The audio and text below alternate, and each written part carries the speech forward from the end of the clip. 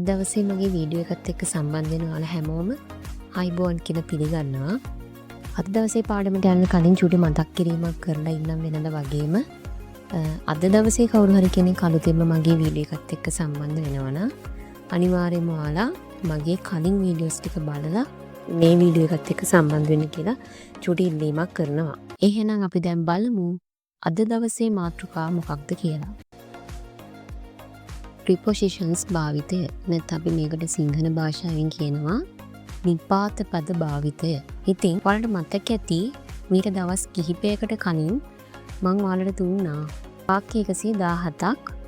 ඒවා ඉංග්‍රීසි භාෂාවට ට්‍රාන්ස්ලේට් කරන්න තමයි මම වාක්‍ය 117 දුන්නේ. එතකොට ඔයාලට එතනදී එන මේ විවිධ නිපාත පද විවිධාකාරයට වාක්‍යය තුල යෙදෙනවා දකින්න ඇති. එතකොට තවමත් අපි මේ සාකච්ඡා කරන්නේ අපේ පාඩමේ ප්‍රධාන මාතෘකාව නෙමෙයි. එතකොට අපි මේ කතා කරන්නේ අර වාක්‍ය 117 ගොඩනගනකොට අපිට මූණ දෙන්න මොන ඉංග්‍රීසි භාෂාවේ විවිධ ග්‍රැමර් පාර්ට්ස් තමයි මේ අපි කතා කරගෙන යන්නේ. එතකොට මේ පාඩම් ටික අවසන් වෙනකොට ඔයාලට පුළුවන් වෙනවා ඉංග්‍රීසි භාෂාවේ ග්‍රැමටිකලි පර්ෆෙක්ට් වාක්‍යයක් නිර්මාණය කරන්න. ප්‍රිපොසිෂන්ස් අද මම ඔයාලට කියලා දෙන්න යන්නේ කවදාවත් ඔයාලා ඉගෙනගෙන නැති ක්‍රමයකට. මේකට අපි කියනවා පිරමීඩ ක්‍රමය කියලා.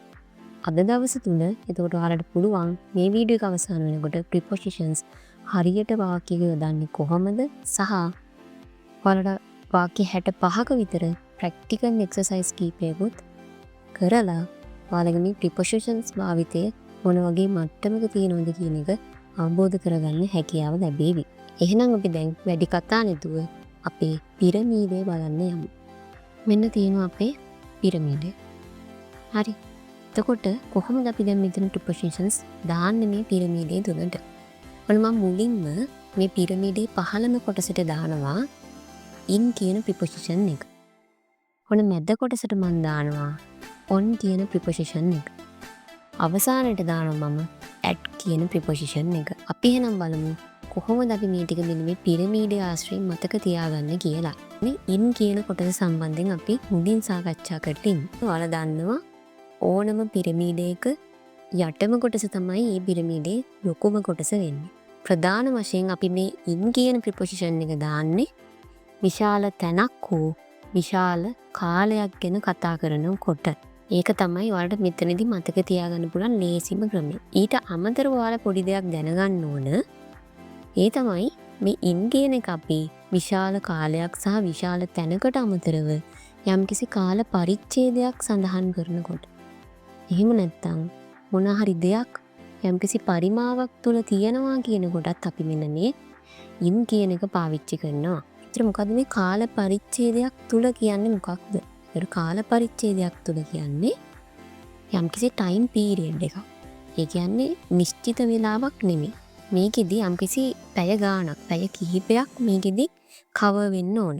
මම පල්ලෙහෙන් උදාහරණ දාලා තියෙනවා. ඒ ටික සාකච්ඡා කරනකොට ඔයාලට ඒක තේරෙයි. ඊළඟට කියනවා යමක් යම් පරිමාවක් තුල තිබෙන විට. ඒ කියන්නේ අපි පාසල් කාලේත් අපි ඉන්න දැම්මේ යමක් ඇතුලේ තියෙනවා නම්. අනේ ඒක තමයි මෙතන මේ කියන්නේ. යමක් යම් පරිමාවක් තුල තිබෙන විට. දැන් පෑනක් පැන්සල් පෙට්ටිය ඇතුලේ තියෙනවා නම් අපි දාන්නේ මොකද්ද? ඉන්. එතකොට යමක් ඇතුලේ අදාළ පරිමාව අදාළ සීමාව තුල යමක් තියෙනවා නම් අපි ඒකට දාන්න ඕන ඉන් කියන එක. ඔන්න දැන් අපි උදාහරණ පොඩ්ඩක් කතා කරලා බලමු. එතකොට ඔයාලට පැහැදිලි වෙයි මොකද්ද මේ කියන්නේ කියලා. ලෝක සිතියමක රටක් ගත්තොත් ඒක ගොඩක් විශාලයි. රටක් ගත්තම ඒක විශාල තැනක්නේ. එහෙනම් අපි හැම වෙලෙම රටවල් එක්ක දාන්නේ ඉන් කියන ප්‍රිපොසිෂන් එක. ඊළඟට විශාල කාලයක්. විශාල කාලයක් කිව්වම ඒක මාසයක් වෙන්න පුළුවන්, අවුරුද්දක් වෙන්න පුළුවන්. අන්න ඒ වගේ. එතකොට අපිට මේ යම්කිසි පරිමාවක් තුල අපි ඇතුලේ ඉන්නවා නම් අපිට ඉන් කියලා දාන්න පුළුවන්. ඒ නිසා තමයි අපි කාමරයකදී අපි දන්නේ in the room කියලා. ඊළඟට කාල පරිච්ඡේදයක් කියන එකේදී දැන් අපි ගොඩක් වෙලාවට මේ ටික ඔයාලා මතක තියාගත්තත් කමක් නැහැ. කාලය අනුව ඉන්නත් දානක යම් යම් වෙලාවට ගැටලු සහගත තැනක් එනවා. දවසක් ගත්තම මේ දවස තුල උදේ තියෙනවා, හවස තියෙනවා, මධ්‍යහ්නයේ තියෙනවා, ඊට පස්සේ මිඩ්නයිට් එක තියෙනවා. අර එහෙම විවිධ කාල පරාසයන් තියෙනවානේ. එතකොට මෙන්න මේ ඉන් ඇට් කියන දෙක දානකොට පැටලෙනවා මෙන්න මෙතනදී. ඒතර ඔයාලා මතක තියාගන්න යම්කිසි කාල පරිච්ඡේදයක්. ඒ කියන්නේ in the morning කිව්වම morning කියන එක විනාඩි 2කින් ඉවර වෙන්නේ නැහනේ. morning කියන එක දිග කාලයක් තියෙනවා. එතකොට ඒ කාල පරිච්ඡේදය දිගු නිසා තමයි අපි මෙතනදී in කියන එක දාන්නේ. එතකොට in කියන ප්‍රිපොසිෂන් එක තමයි අපි මෙන්න මේ morning, evening සහ afternoon වලට දාන්නේ. එතකොට at කියන ප්‍රිපොසිෂන් එකත් අනිවාර්යෙන්ම දවසේ කාලය සඳහන් කරනකොට එනවා. මං ඒ කොයි වෙලාවටද කියන එක මං ඊළඟට සාකච්ඡා කරනවා. දැන් in 10 minutes කියනකොට දිගු කාල පරිච්ඡේදයක් නැහැ. හැබැයි මෙතනදී ඇයි අපි in කියන එක දැම්මේ? ඒතර in කියන එක දාන්නේ මෙතනදී වාක්‍ය අනුව තමයි මෙතන in කියන එක දාන්නේ. මෙතෙන්ට at කියලා දාන්නත් පුළුවන්. දැන් හිතන්න මං නිශ්චිතවම විනාඩි 10න් යම් තැනකට යනවා නම් එර මට හරියටම ෂුවර් මං විනාඩි 10න් එතෙන්ට යනවාමයි කියලා මට නිශ්චිතවම ෂුවර් නම් අපි එතෙන්ට දාන්න ඕනේ at කියන ප්‍රිපොසිෂන් එක.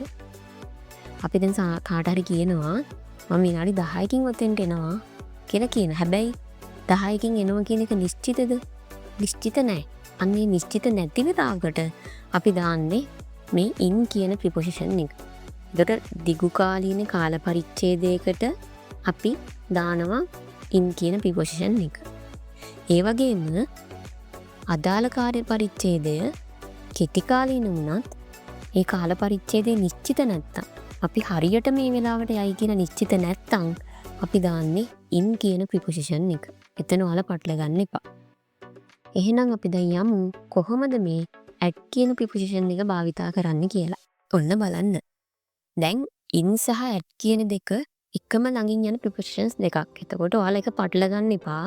ඒකයි මම මුලින් in දීලා ඊගවට at ගැන කතා කරන්නේ මම යන්නේ ඒ නිසා. එතකොට මේකේ කියනවා දැන් in කියන කොටස පිරමීඩයේ ඇවිල්ලා ලොකුම කොටස. හැබැයි at කියන්නේ පිරමීඩයේ තියෙන චූටිම කොටස. එතකොට මේ at කියන එක හැම වෙලේම අපි දාන්නේ නිශ්චිත ස්ථානයක් නැත්තම් නිශ්චිත වේලාවක් හෝ කෙටි කාලයක් ගැන සඳහන් කරනකොට තමයි අපි මෙන්න මේ at කියන එක පාවිච්චි කරන්නේ. එතකොට බලන්න දැන් අනිවාර්යයෙන්ම මෙන්න මේ වචනේ මතක තියාගන්න නිශ්චිත. අනිවාර්යෙන් එක වෙන්න ඕනේ මේ වෙලාවට. නිශ්චිතයි නම් විතරයි අපි මෙතනදී at පාවිච්චි කරන්නේ. මෙන්න මේ දේවල් වලට. ඔන්න උදාහරණ දීලා තියෙනවා. එතකොට ඔයාලට මේක පැහැදිලි වෙයි. ඉතින් ඔර්ලෝසුවක් පෙන්නන අපි කියනවා වෙලාව 5යි කියලා. එතකොට අපි වෙලාව නිශ්චිතද නැද්ද? ඔර්ලෝසුවේ වෙලාව නිශ්චිතයි. එහෙනම් අපි ඒකට දාන්නේ at කියන එක. ඊගවට ලිපිනයක්. ලිපිනයක් ගෙදරක ලිපිනයක් කියන්නේ නිශ්චිත නැද්ද? ඒක නිශ්චිතයි. එහෙනම් අපි මොකක්ද දාන්නේ? at කියන එක. ඊට පස්සේ මේක කියලා දෙනවා බස් නැවතුම් පොලක රූපයක් පෙන්වන විට අපි පෙන්වන්නේ නිශ්චිත ස්ථානයක්.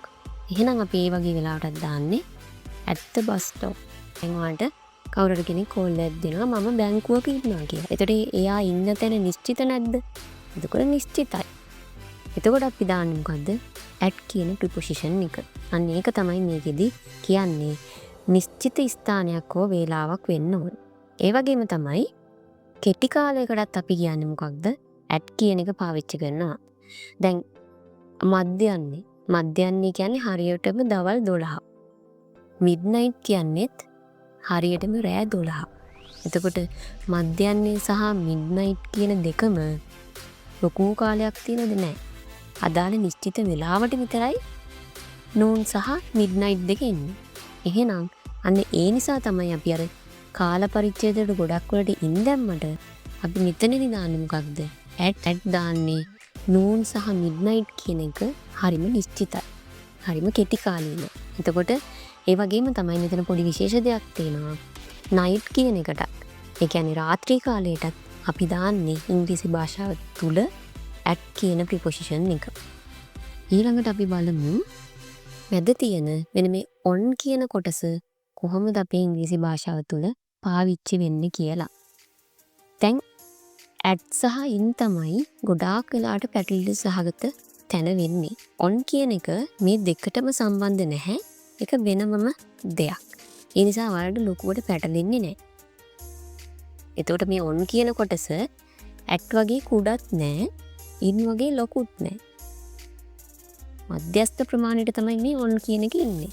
එතකොට මෙන්න මේ ඔන් කියන පදය අපි හැම වෙලේම දාන්නේ එක්ක මතු පිටක්.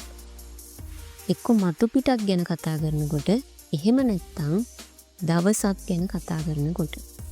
එතකොට මෙන්න මේකේ තියෙනවා මේසයක් උඩ පොතක් තියෙනවා නම් ඒක තියෙන්නේ මේසේ උඩ මතු පිට.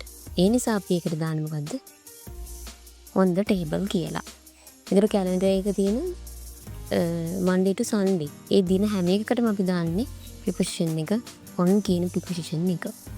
ඔන්න දැන් ඒකට මම හිතනවා ඔයාලට මේක තේරෙන්නේ නැති කියලා. ඔන්න ඔච්චරයි අපිට මේ prepositions නැත්නම් නිපාත පද කියන මාතෘකාව යටතේ අපිට කතා කරන්න තියෙන්නේ මෙන්න මෙච්චරයි. ඉතින් හරිම සරලයි. මේකේ ඔයාලට සමහර වෙලාවට මේකින් පරිබාහිරව prepositions භාවිතා වෙන තැන් ඕන තරම් ඔයාලට තියෙන්න පුළුවන්. සමහර ගොඩාක් ඉන්නේ මෙතන ඉංග්‍රීසි වලට දුර්වල අයනේ. දැන් සමහර අය දන්නෙත් නෑ මොකද්ද preposition කියන්නේ කියලා. ඉතින් ඒ වගේ අයට මේ ක්‍රමේ මම හිතනවා ගොඩක් සාර්ථක ක්‍රමයක් වෙයි කියලා.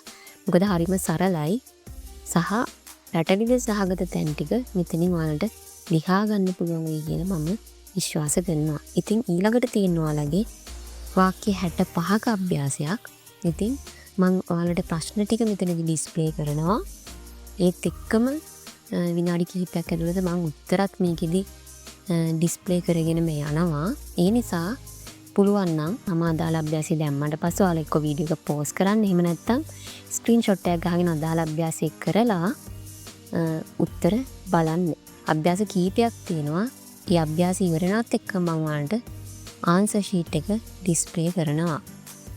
එහෙනම් ඔයාලා අභ්‍යාසය කරලා ඔයාලගේ අභ්‍යාස වලින් කීයක් හරි ගියාද කියන එක පල්ලෙහා කමෙන්ට් සෙක්ෂන් එකේ දාන්න අමතක කරන්න එපා. අද දවසින් අපේ වාක්‍ය 117 ගොඩනගනකොට ආපු ගැටලු වලදී හඳුනාගත්ත ග්‍රැමටිකලි පාර්ට්ස් ටික ඉවර වෙනවා. ඊට පස්සේ ඊළඟ වීඩියෝ එකකින් මම වන්ද අපේ ප්‍රධාන ක්‍රියාපදයක් සහිත රහිත වාක්‍ය ගොඩනැගීමේ මාතෘකාව එක්ක ආපහු සම්බන්ධ වෙනවා. එහෙනම් ඊළඟ වීඩියෝ එකෙන් හමු වෙනකම් ඔයාලට සුබ දවසක්.